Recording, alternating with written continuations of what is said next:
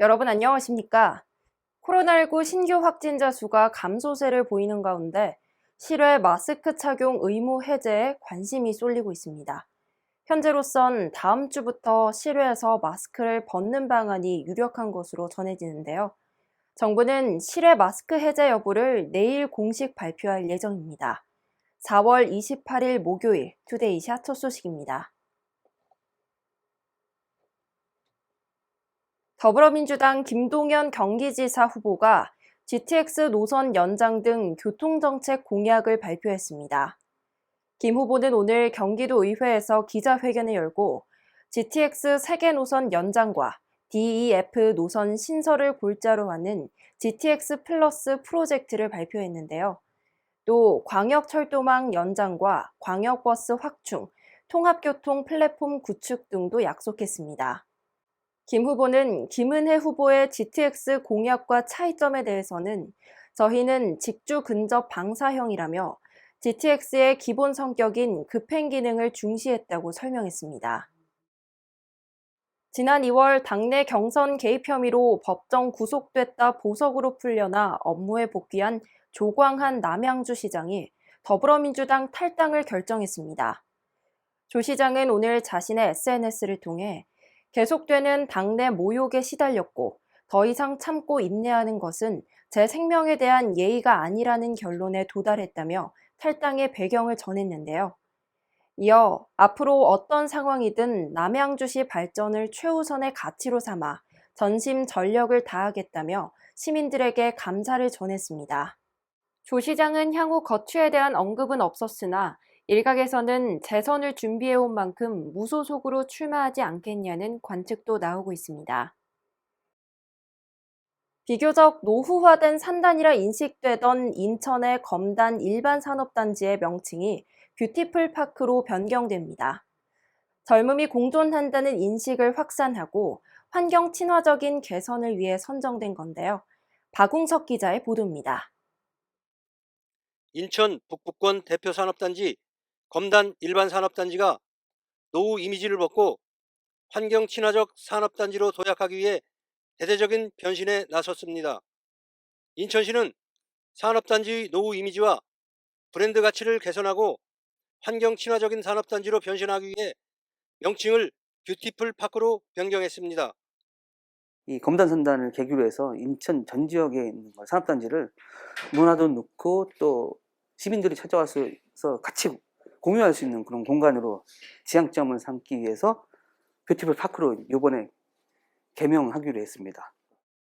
명칭 변경은 아름다운 공장 어워드, 산업단지 산업문화공간 및 산단 대개조 사업과 검단 산업 일반단지가 아름다운 산업단지로 도약하는 데 발판을 마련하기 위해 추진됐습니다. 뷰티풀 파크 명칭은 인천에서 가장 아름다운 산업단지를 만들기 위해 인천시와 입주기원 및 관리공단이 함께 선정했습니다. 검단 일반산업단지는 인천 서구 오류동 일대 224만 5천여 제곱미터로 2014년 준공됐으며 현재 990여 개 업체에 1만여 명이 근무하고 있습니다. 하다못해 이제 환경적인 부분이나 그다음에 이제 이름적인 부분이나 이런 쪽에서 좀 낮으면 근로 조건이 좀 낮으면 좀 더 이렇게 이제 와서 일들을 하지 않을까 하는 기대를 가지고 있죠. 인천시는 검단 일반산업단지를 대표적인 에코산단으로 조성하기 위해 디자인 환경 개선, 검단 폐수종말 처리시설 악취 설비 및 주변 환경 개선, 디자인 에코거리 조성 등 선진형 산업단지 청사진을 마련할 계획입니다. 검단 산업단지가 새롭게 정비되면 환경 개선과 함께 지역 경제가 활성화할 것으로 기대됩니다. 인천시는 환경 문제를 개선하는 데도 큰 역할을 할 것으로 내다보고 있습니다. 일간경기TV 박웅석입니다. 6일 지방선거에 경기도 시군의회 선거구 획정안이 확정됐습니다. 경기도의회는 오늘 원포인트 임시회 본회의를 열고 시군의원 선거구 획정안을 심의 의결했는데요. 선거구 획정안은 시군의원 정수를 447명에서 463명으로 늘리고 선거구를 158개에서 162개로 확대 조정하는 내용을 담고 있습니다. 또 2인 선거구의 경우 84개에서 87개로 늘고 3인 선거구는 74개에서 69개로 줄었습니다. 경기도는 이 같은 내용이 담긴 시군의원 선거구 획정안을 내일 공포할 예정입니다. 장기 미집행 공원의 공원화를 추진하고 있는 용인시가 신봉3 근린공원의 토지 보상에 대한 해법을 마련했습니다.